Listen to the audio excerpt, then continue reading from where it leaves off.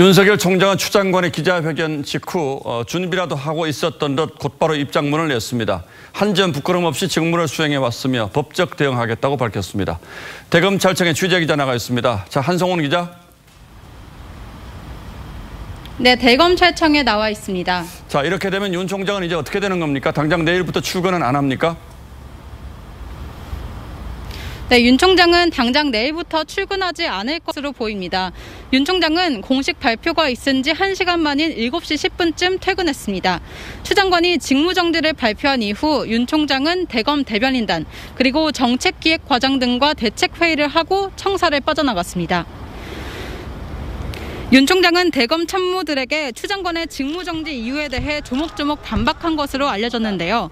윤 총장 측은 언론사 사주와의 만남 건은 당시 깊은 대화도 없었을 뿐만 아니라 주변에 사람들이 많았고 당시 상급자인 문무일 총장에게도 보고했던 부분이라고 전했습니다.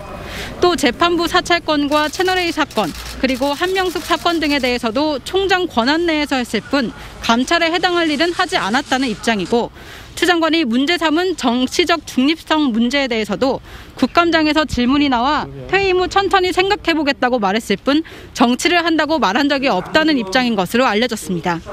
마지막으로 감찰 불응은 징계를 하기 위한 감찰 방해 프레임을 씌우는 것이라고 반박했습니다. 예, 그야말로 사상 초유의 사태가 벌어졌는데 밤이 늦었습니다만 대검 분위기는 어떻습니까?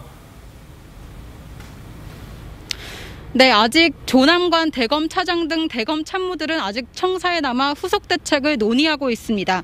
윤 총장의 공식 입장에서 밝힌 것처럼 법적 조치 논의를 할 것으로 보입니다. 이런 가운데 검찰 내부통신망인 이프로스에 추 장관의 오늘 조치를 성토하는 글도 올라왔습니다.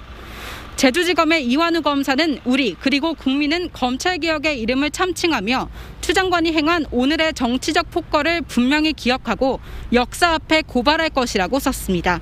지금까지 대검찰청에서 TV조선 한송원입니다.